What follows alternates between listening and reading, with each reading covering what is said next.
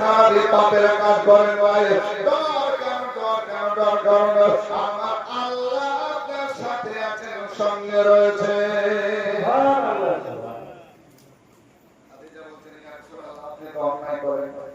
আপনি কারো খারাপ করেন না ইয়া রাসূলুল্লাহ ইয়া হাবিবাল্লাহ আপনি তো আল আমিন মুস্তাফা তাহা ইয়াসিন মুজাম্মিল মুদাসসির ইয়া রাসূলুল্লাহ ইয়া হাবিবাল্লাহ আপনি কেন ডরাবেন আপনি কেন ভয় করবেন আল্লাহ তো আপনার সঙ্গে আছে সাথে আছে জোরে বলুন সুবহানাল্লাহ বিবি কান্না দেখছেন এত বড় বিপদের সময় বিবি তার পাশে আছেন জোরে বলুন সুবহানাল্লাহ আমাদের বিবি যদি আপনার ভালো থাকে টাকা পয়সা থাকে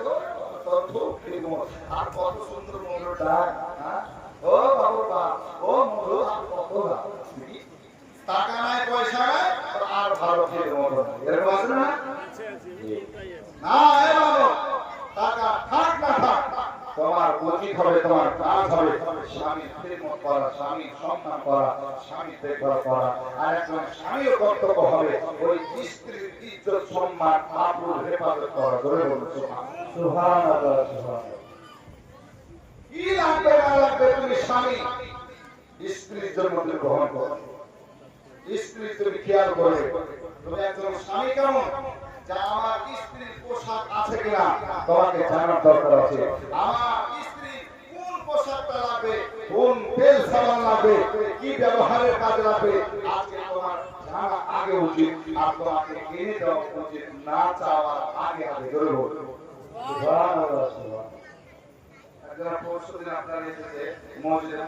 পৌঁছতে আসার পর বলতে হলো আমার স্বামী তেল সাবান করে কি বলবো কিছু দিনের দোয়া তাবিজ থাকে এটা দেন না আর কতদিন কষ্ট করবো কিছু মায়েরা ভালো আছে কষ্ট যন্ত্রণা সহ্য করবে আর বলছে বলছো তেল সাবানটা একটু বেশি করো পোশাক কি বকরা তো গেল তেল সাবানটা একটু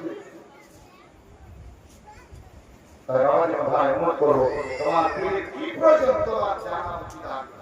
চাওয়ার আগে আগে তোমাকে জানা দরকার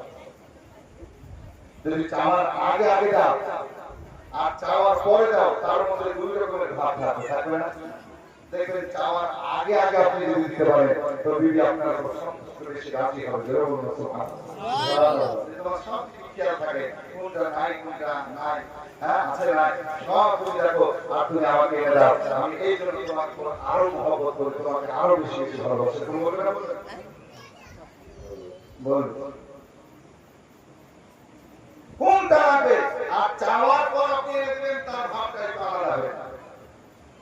এমনিতে তো আমি চাহাত বলে দিয়েছো বুঝলে না এমনি দিয়েছো একাজনের মধ্যে ভাষাতে কি চাহাত দিতে পারবে গো একবার তুমি দেয়া বাচ্চা মাথায় যেটা প্রয়োজন সেটা দিয়ে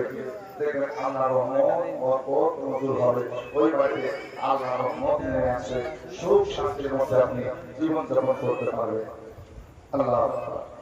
আল্লাহ নবী হাবিবুল্লাহ সাল্লাল্লাহু আলাইহি ওয়াসাল্লাম বলেছেন খাদিজা আমাকে ডর লাগছে তো খাদিজা বলেছেন ডর কোনো ভয়ের কোনো কারণ না আল্লাহ সঙ্গে আছে আমি সাথে আছি আপনারা জোরে বলুন সুবহানাল্লাহ আল্লাহ নবী হাবিবুল্লাহ সাল্লাল্লাহু আলাইহি ওয়াসাল্লামকে সঙ্গে নিয়ে মা খাদিজা তার চাচা বা চাচাতো ভাই ওয়াক্কা বিন নাফল তার কাছে নিয়ে গেল তিনি জ্ঞানী গুণী মানুষ ছিলেন অবশ্য মানুষ ছিলেন উনি যাওয়ার পর ওনার কাছে নিয়ে গিয়ে ঘটনাটা তুলে ধরলেন কোরআন নজরুলের কথা মুসলিম হেসে বলছেন ইনি হচ্ছেন মুহাম্মদ সাল্লাল্লাহু আলাইহি ওয়াসাল্লাম ইনি আল্লাহর রাসূল ইনি ইসলাম প্রচার করবেন ইনার কালিমা হবে লা ইলাহা ইল্লাল্লাহ মুহাম্মাদুর রাসূলুল্লাহ সাল্লাল্লাহু তাআলা আলাইহি ওয়াসাল্লাম খাদিজা তোমার ভাগ্য ভালো খাদিজা এই নবীর কথা তুমি সর্বদা মেনে চলবে শুনে চলবে খেদমত করে যাবে সুবহানাল্লাহ আসুন আল্লাহ নবী সাল্লাল্লাহু আলাইহি ওয়াসাল্লামের কাছে এবার আপনার কি হলো বিরাদান ইসলাম এবার ওহী আসা বন্ধ হয়ে গেল আমার নবী আপনার নবী সাল্লাল্লাহু আলাইহি ওয়াসাল্লামের এবারে আল্লাহর জিকির করে করতে করতে বেশ কিছুদিন ধরে গেল সবাই হঠাৎ করে আপনার রাস্তাতে একাই চলছিল সেই জিবরিল আমিনুল হলাকে আপনার গাড়ি হিরাতে দেখা হয়েছিল, সাক্ষাৎ হয়েছিল, ওই নবী আমিন যেন নবীর কাছে আবার হাজির দিয়ে দিয়েছেন। আল্লাহ নবী মুস্তাফা সাল্লাল্লাহু আলাইহি সাল্লামের ওয়াটা দিয়ে তাকিয়ে দেখেন যে তার জমিনে আজকে কদম রয়েছে, মাথা যেন আকাশের দিকে রয়েছে, এত লম্বা চওড়া উঁচু কদওয়ালা। আল্লাহ নবী সাল্লাল্লাহু আলাইহি সাল্লাম দিয়ে বুঝে গেলেন উনি চিরকাল হিরাতে এসেছিল আর আমাকে শরীরের সঙ্গে বুকের সঙ্গে বুক লাগিয়ে বলেছিলেন করা। উনি ফেরেশতা জিবরিল আমিন তিনি বুঝে গেলেন আল্লাহ নবী সাল্লাল্লাহু আলাইহি সাল্লামের সঙ্গে দিদার করলেন, আল্লাহর কথাগুলো শোনালেন। আমার